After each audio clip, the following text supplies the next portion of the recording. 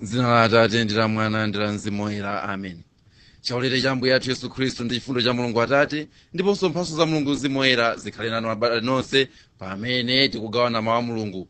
Mutu wa ulaliki wathu lero ndi wakuti Bwerako Adamu, zaone ntchito yamanja ako. Ndipo muli ndine Elizeo Nthalika. Ulaliki wathu tutenga kuchokera pa Isaiah 53 ndi meya 1 mpaka na 9. Tipemphere.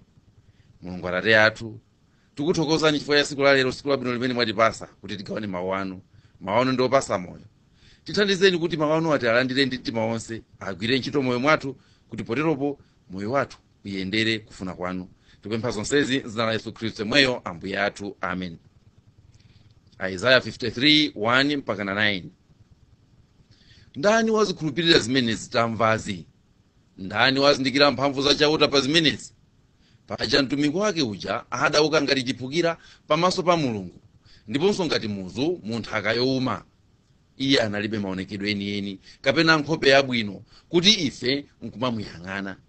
Analibe kukongola kuti ife nkukopeka naye. Iye uja anthu ananyoza ndipo anankana. Anali munthu wamasautso, wozolowera zowawa. Anali ngati munthu amene anzake amaphimba kumaso akamuona. Anthu ananyoza ndipo ife sitidamuyese kanthu. Ndithudi iye anapirira masautso amene tikadayenera kuwamva ifeyo, ndipo analandira zowawa zimene tinayenera kuzilandira ifeyo. Koma anambaya chifukwa cha machimo athu, ndipo anaswanya chifukwa cha zoyipa zathu. Anthu adansausa ndi kunzunza, koma iye sadalankhule kanthu. Monga momwe amachitira mwana wankhosa wopita naye kuti akamuphe, ndiponso monga momwe nkhosa imakhalira duu poyimeta, nayenso anakukhala chete. Anamugwira mwankhanza, namuzenga mlandu, ndipo anapita naye kukamupha. Anamkonzera manda pakati pa chifwamba, ngakhale iye sanachitepo chosalungama chilichonse, ndipo sananene boza lililonse.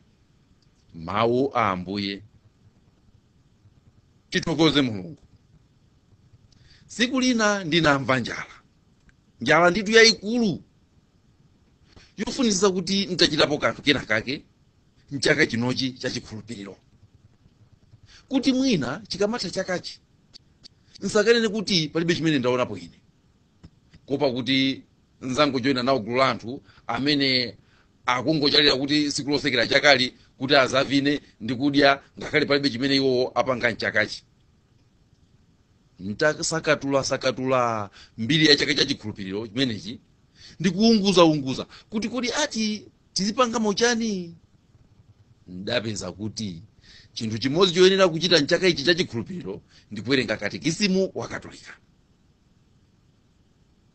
Kuwerenga katekisimu wa Katolika sinnachedwe, ndakantenga ndithu wanga katekisimu nkuyamba kumuwerenga. Zinandipasa chidwi abale, nitafika pa tchimo la Adamu. Katekisimu ananena kuti kuyipa kwa tchimo la Adamu, anthu a mibado ndi mibado sanakumvese bwinobwino iye, mpaka na pamene Yesu anazabwera. Mawuwa ndakawapitirira ndithu, koma ndithokoze Mzimu Woyera amene anazika maso anga pa mawu amenewa, ndikanaphonya ine mawu amenewa. Ndipo lero abale, ndati ndikuziwiseni kuti inu ndine tili pa ulendo. Ulendo uwu ndi wa kumunda wa Edeni. Tipite tonsefe ndithu tikampeze Adamu, tibwere naye kuno tizamuonese ntchito za manja ake. Munthu nthawi zina ukamapanga chinthu umaona ngati kuti ukupanga za masewera, ukamachita chinthu umaona ngati kuti za njerengo.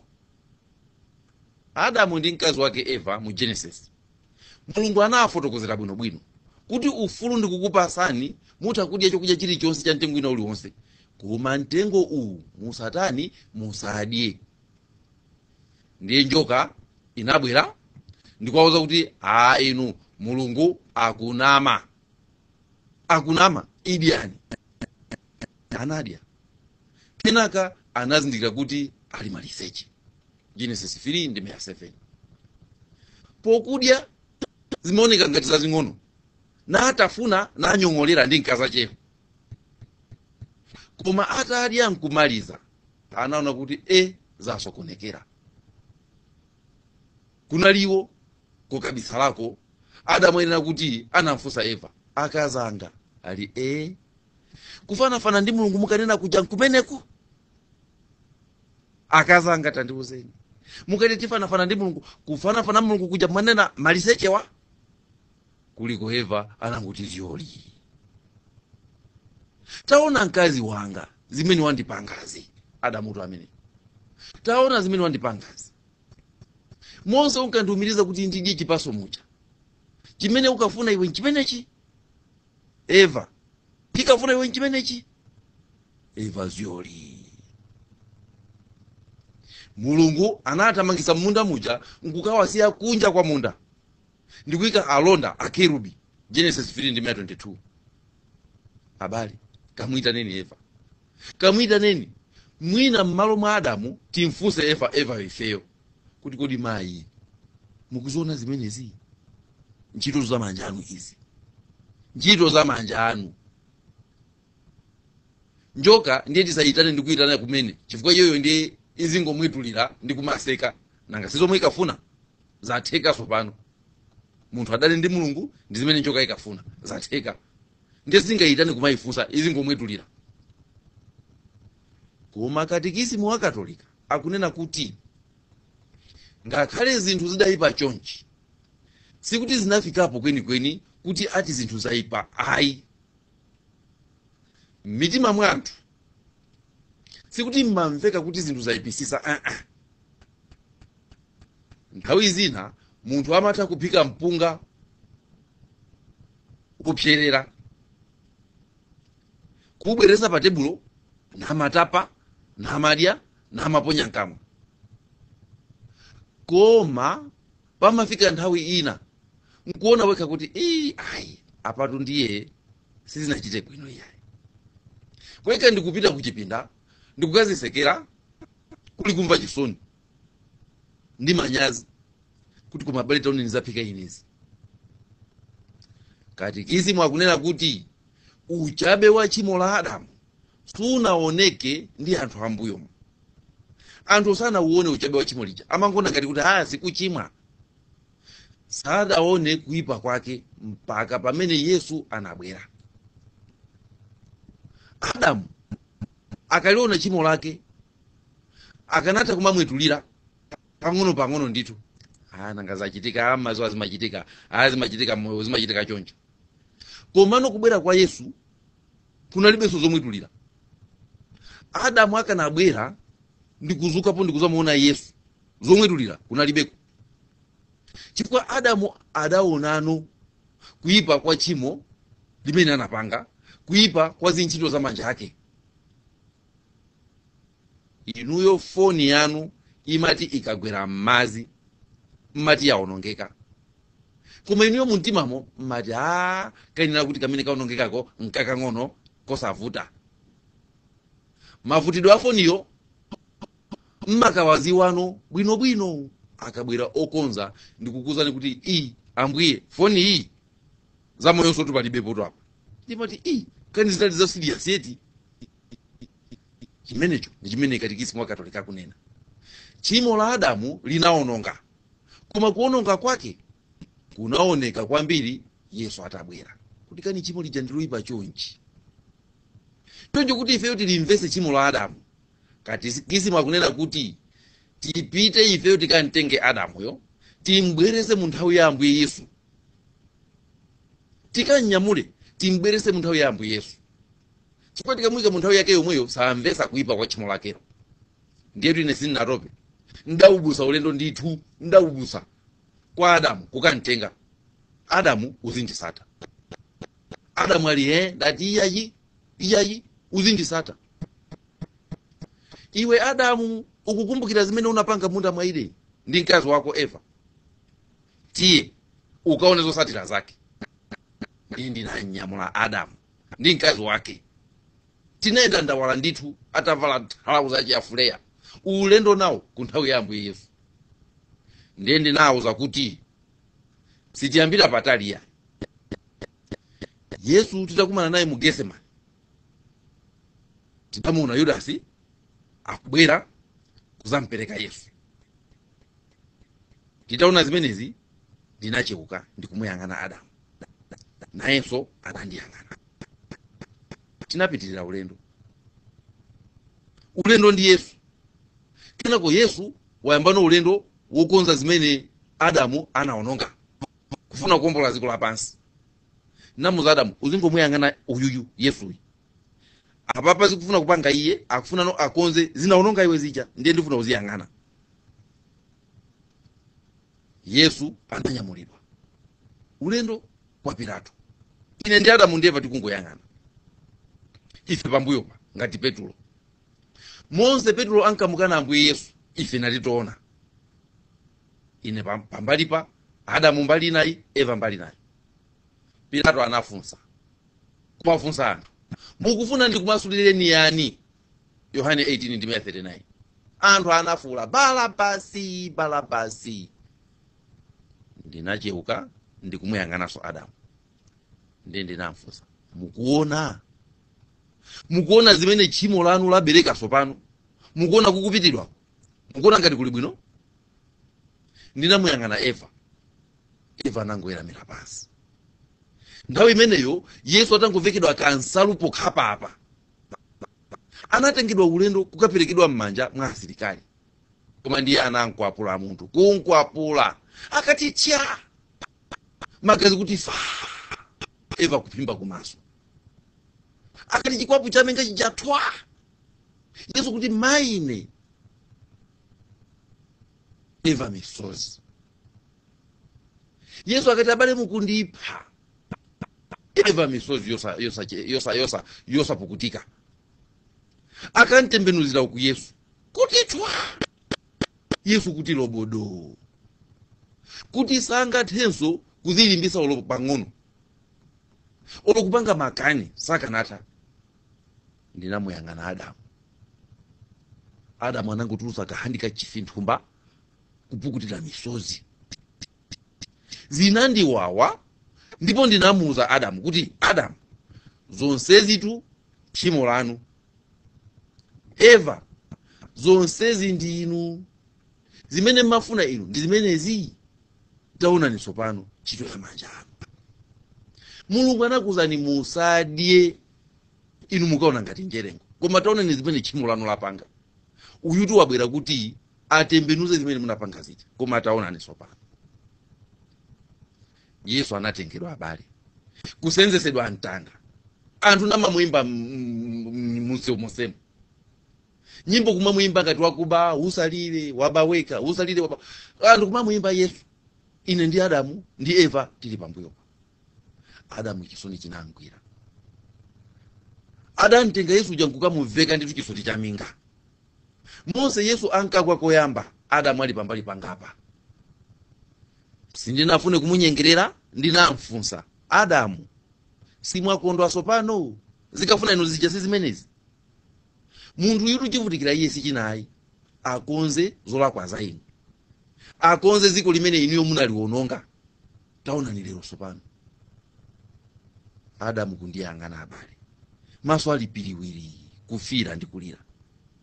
Inenso kachisoni kumandigwira. Koma nati iya yamene ndisansiye. Chamma Yohane 19:34, Yesu atapachikidwa pa mtanda. Nsilikali wina nditu mpaka ndikubwera, nkuzati atatenga chinkondo ndikubaya kuti pyu. Muntitimu. Eva misozi nanguti mbwe. Mwakamozi. Amati akanditembenukira. Akatembenukira uku. Eva chisoni. Eva chisoni. Amati azitembenuka azipita. Ndinamgwira. Ndati ndinambweza. Adamu amati azichoka namugwira. Ndinankoka jacket ndati ayi ukhale pompa. Uziona ntchito za manja ako. Namuza kuti mukhale pompa, muziyang'ana. Muzimuyang'ana uyo ali pa mtandayo. Sizimene mukafuna iyi. Kodi mwakondwa tsopano? Onani ntchito za manja anu. Adamu analira ngati mwana. Analira ngati mwana. Wolalika wathu walero cholinga chake nkutichenjeza za makhalidwe athu, za nkhalidwe wa tchimo. Kuti pa nthawi imene ifeyo tikuchita tchimo lija, pano imene ife tikuchimwa limaoneka ngati laling'ono, koma ukakaona kumapetoko uthakulira ndithu kuona mmene zinthu zaonongekera chifukwa chaka chinthu kamene iweyo umakaona ngati pochepa, kamene wachita iweyo. Yudasi pompereka Yesu amayesa macheza, amayesa nthano muntima mwake, mwina nkumati athawa, koma ine ndikhala nditadya ndalamazo zimene amaganizatu. Kena kataona kuti Yesu wagwidwadi sakuthawa, akupita ndithu. Yudasi anaona kunyasa kwa chimo lake, anaona kuipisisa kwa zimene iye anachita, kuperekeza munthu chifukwa cha makobiri basi. Yudasi ataona zimenezi, ataona ntchito za manja ake, sana afunenso kukhala moyo nkomweyi, anakazikweza. Mateyu 27:3-5.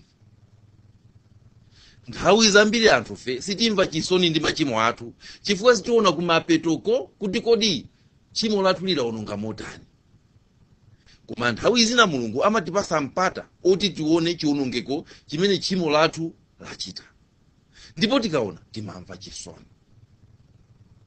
Tatengeni azibambo onse amene akuchezera kumowa namabaya nyama ndi kumadya nkumakondwa, ndiye mukatenge mbwere nawo pakhomo pawo, akaone ndiwo zimene akudyera anawo ndi akazawo, akaone chisoso mwana aligone amene akazawo akudya, iwo akudyera nyama nabaya nyama kumowa. Ndiye mwapase nthawi angokhala chete aziona zikuchitika, ndiye mwauze kuti zonse zitu ndinu ntchito za manja anu, ntchito za manja anu. Kodi zakukondweresaniso pano kuti ananu akudya chonchi? Zakukondani? Adamu, bwerako ndithu uzaone ntchito za manja ako. Muatenge asogoleri athu andale amene amanka namalongolozana mnyumba za malamulozi namatukanizana popanda kumanga fundo zenizeni, ndiye mukaatenge. Siku lina muzapite ku parliament konko, abaleta imani kaye tazindi satani mutuluke mu parliament konko, ndiye mukaatenge mbwire nawo kumuzi kuno. Mukaatenge ndithu asogoleri amene amakhala bize kuzunjikira chuma akakhala pampando, kuzipezera ma business, ndiye mukaatenge mbwire nawo. Mwatenge abwire mwankongamu, mwatenge apite mmaveyamu, mwatenge pite nawo kwa nandolo, azaone nkhalamba itafunda mosquito net mujuni ngati blanket. Mwasiye ayione sese bwinobwino nkhalambayo, mwapase nthawi ndekena kumwafunse kodi zomwe mmafuna inu mukamakangana ku parliament kuchanza zimene ziyeti, mukamazunjikira chumacho inu simafuna kuti inu muzifunda anzanu azifunda net mujuni, sizimene mmafuna.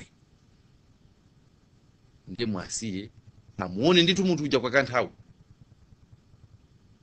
ntchito za manja anu tu zimenezi mwauze ndithu. Ife tizikhalira kukuvinirani pa misonkhano, tizikhalira kuimba ng'oma, tizikhalira kuvala nsalu zazipani, kukuomberani m'manja chilichonse mutanene inu nthungululu ndi nthungululu, inu nkumasolola. Ndiye ndikuti taonani izizi, mwatengere nyumba imene mulibemo ufa, yangokhala nyumba ndi njenjete, ndiye mwauze zili kumuzi kunotu ndizi. Sinkhani yomangolongolola pa TV, aya kuli chakuti, atizapanga chakuti, aya ife maprogramu athu ndi akuti, tini maprogramu akuti. Mwatenge mpite nawo mukauza, mukamadi ya makobira ja zimafuna inu zimenezi anzanu azivutika chonchi. Ntchito za manja anu. Ndi bwino abale Adamu mukantenge azaone zimene ntchito za manja ake zapanga, azaone zimene chimo lake lachita. Lapesa lero mwana wa Mulungu, lavulazisa Ambuye poyeraera, Ambuye amene amafuna kuti ayese kukonza zinthu atipulumuse. Lero wapwetekeka chifukwa cha zimene Adamu anapanga,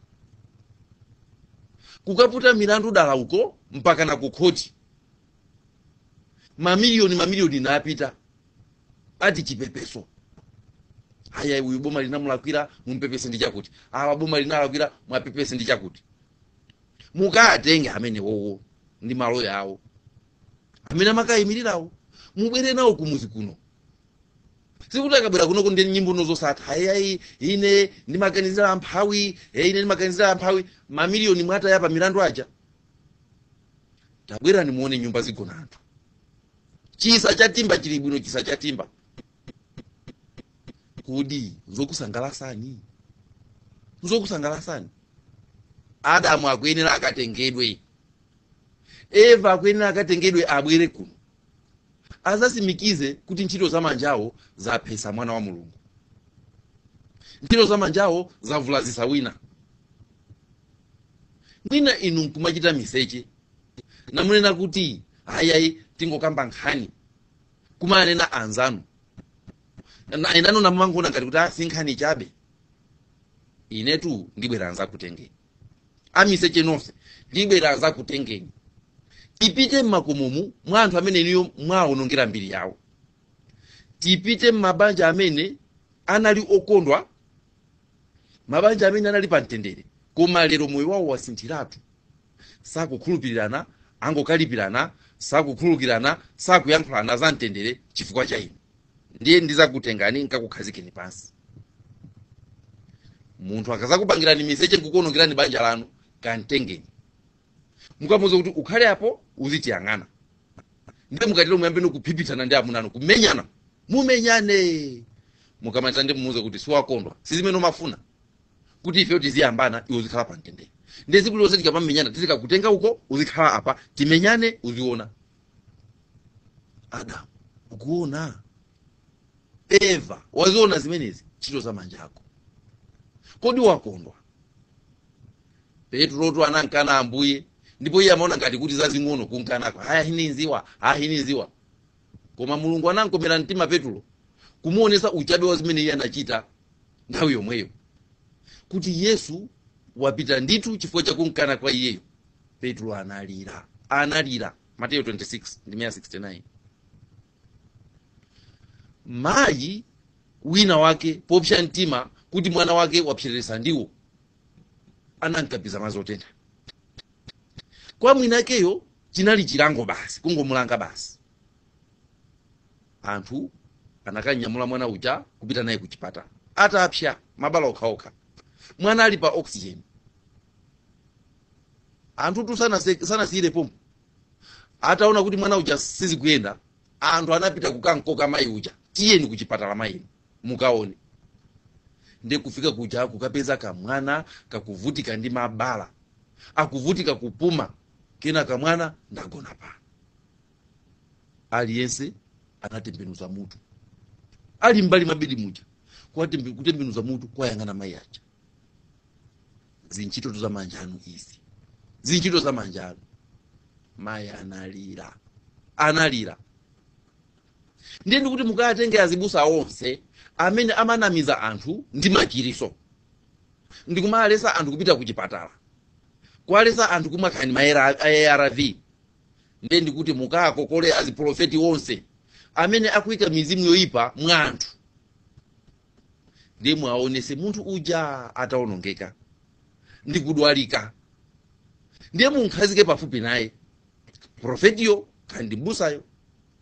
Akangomwalira munthuyo mwatembenukire, mwayang'ane, ndiye mwafunse kodi zimene mafuna kupanga inu ndi munthu uyu ndi zimenezi.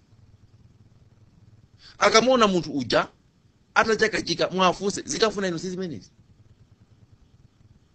Mukamaba mankhwala mzipatalamu namakaunjika mnyumba mwanu mpaka nkumachita expire mankhwala aja, siku linatu ine ndizabwera ku nyumba kwanu ndizakunyamula.